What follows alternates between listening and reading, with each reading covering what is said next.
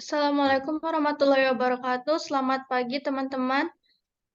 Di sini, di video kali ini, kami akan mempresentasikan hasil proyek kami, yaitu aplikasi mencari angka Romawi menggunakan metode rekursif dengan Python.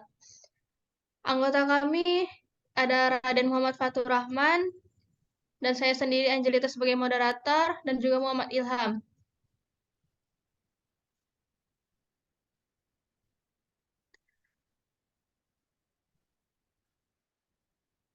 Untuk pembagian materinya, saya selaku moderator akan membaca pendahuluan dan juga penutup. Muhammad Ilham akan membaca kajian teoritis dan metodologi, sedangkan Raden Muhammad Faturrahman akan membacakan hasil riset.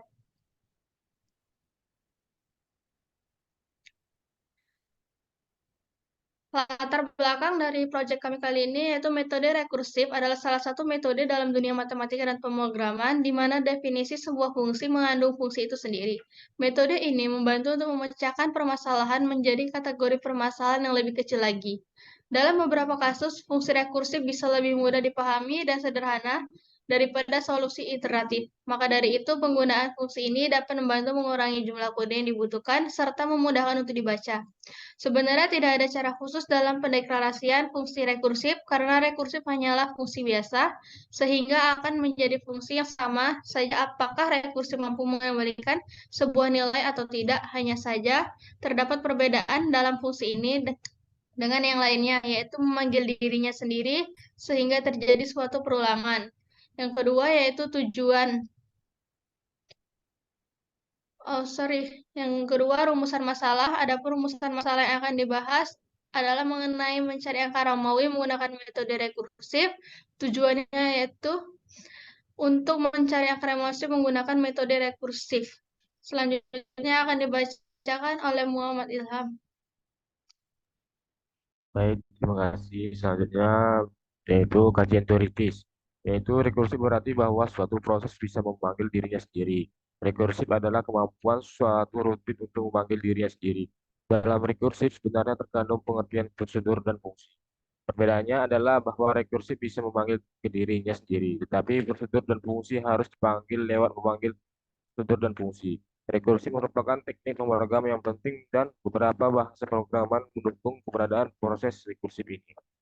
Dalam prosedur dan fungsi, pemanggilan ke dirinya sendiri bisa berarti proses berulang yang tidak bisa diketahui kapan akan berakhir.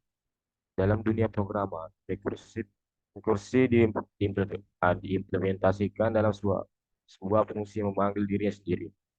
Sebenarnya, rekursi merupakan salah satu cara berpikir atau pola pikir untuk menyelesaikan masalah. Hal ini memang merupakan ide atau tujuan utama dalam sains komputer. Menyelesaikan masalah menggunakan rekursi berarti solusi bergantung pada solusi masalah yang sama dalam bentuk yang lebih tidak kompleks. Iterasi merupakan suatu cara untuk menyelesaikan masalah dengan melakukan perulangan di dalam fungsi itu sendiri. Iterasi mendeskripsikan gaya programan yang digunakan pada bahasa pemrograman interaktif. Kebanyakan bahasa pemrograman mendukung konsep rekursi ini dengan memperbolehkan suatu fungsi memanggil dirinya sendiri dan juga mendukung konsep interaktif. Meskipun begitu, ada pula bahasa pemrograman yang tidak bisa melakukan salah satu dari kedua jenis perulangan tersebut. Fungsi rekursif adalah metode perulangan yang terjadi akibat pengeksekusian suatu fungsi yang mana fungsi tersebut memanggil dirinya sendiri. Bisa jadi ia terus memanggil dirinya sendiri tanpa batas, atau mungkin ia akan berhenti jika kondisinya tertentu terpenuhi. Ilustrasinya adalah seperti Anda memiliki dua buah cermin. Anda letakkan kedua cermin tersebut sedemikian rupa sehingga saling berhadapan. Lalu Anda coba berdiri di depannya. Dan ya, Anda akan melihat pantulan diri Anda tidak terbatas. Ilustrasi yang lainnya adalah PC Anda sedang diremot oleh PC lain. Lalu Anda meremot PC yang sedang meremot PC Anda. Alhasil, Anda akan melihat PC yang Anda berkali-kali tanpa ujung. Dalam dunia programan, fungsi dapat diimplementasikan dalam fungsi yang memanggil diri sendiri. Konsep pemrograman fungsi rekursif sebenarnya mirip dengan konsep fungsi rekursif dalam matematika, yaitu sebagai berikut.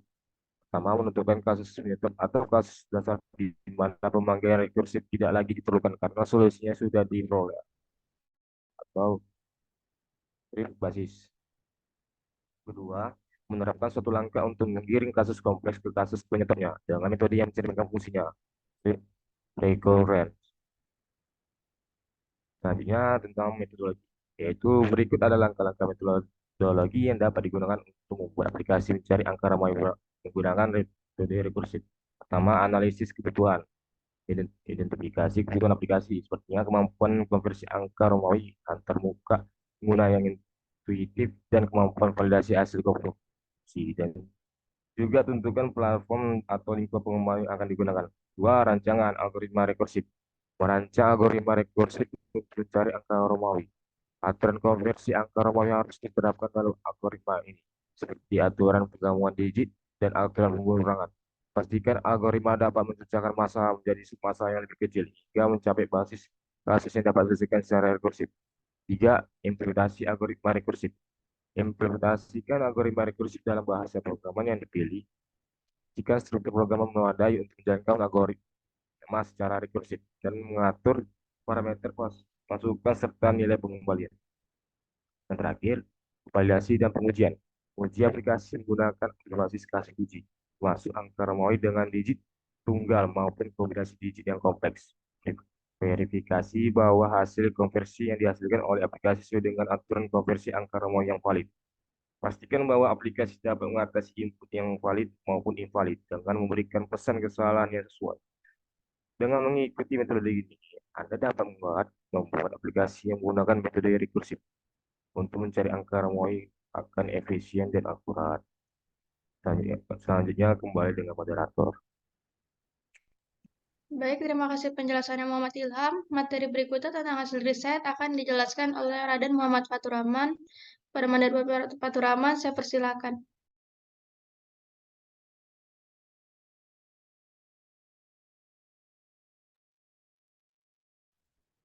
Baik, saya akan menjelaskan hasil riset.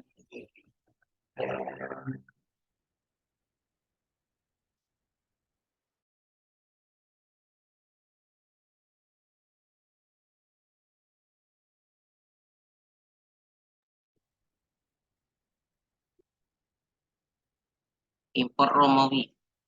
N sama dengan input buka kurung N titik 2 kurung hasil sama dengan Romawi para variabel Romawi desimal room N print hasil konversi N hasil. Definisi desimal to ram titik 2 angka sama dengan variabel angka sama dengan integer N. List Romawi sama dengan 1, 2, 3, 4, 5, 6, 7, 8, 9. Hasil sama dengan ketik 2. TMP sama dengan angka when TMT lebih besar daripada 0, di koma if temp lebih besar sama dengan 1000, tanda sama dengan M, TMP minus TMP kurang sama dengan 1000. If TMP lebih besar sama dengan 900, yaitu tanda CM. Jika TMP lebih kurang 900, maka elif TMP lebih besar sama dengan 500, tanda T. Elif jika TMP lebih besar dari 400, maka tanda TD. Elif TMP lebih besar sama dengan 100, maka tanda C. Elif TMP lebih besar sama dengan 90, maka tanda XC. Elif TMP lebih besar sama dengan 50, maka tanda L. If TMP lebih besar sama dengan 40, maka tanda XL. If TMP lebih besar sama dengan 10, maka tanda X. If TMP lebih lebih kurang dari 10, maka tanda list Romawi TP bisa 1. TP sama dengan 0, hasil sama dengan hasil ditambah tanda itu hasil.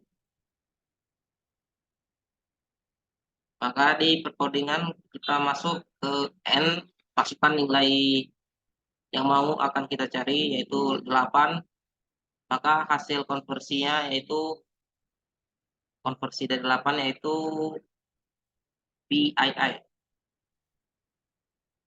Dan di program kedua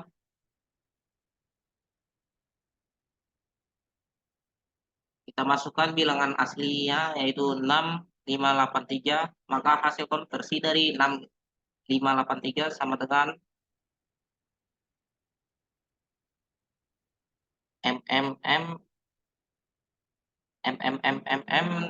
DLXXS II. Cara kerja program untuk mengkonversi dari bilangan asli ke bilangan Romawi untuk memudahkan dalam membuat tabel periodik dalam bentuk ratusan data. Dalam membuat aplikasi untuk mencari angka Romawi menggunakan metode rekursif. Berikut adalah cara kerja program yang dapat dijelaskan secara umum. Penerimaan input. Program akan menerima input angka Romawi dari pengguna melalui antarmuka pengguna yang telah dirancang. Input ini bisa berupa angka bulat positif. 2. Fungsi rekursif. Program akan memanggil fungsi rekursif yang bertanggung jawab untuk melakukan konversi angka Romawi.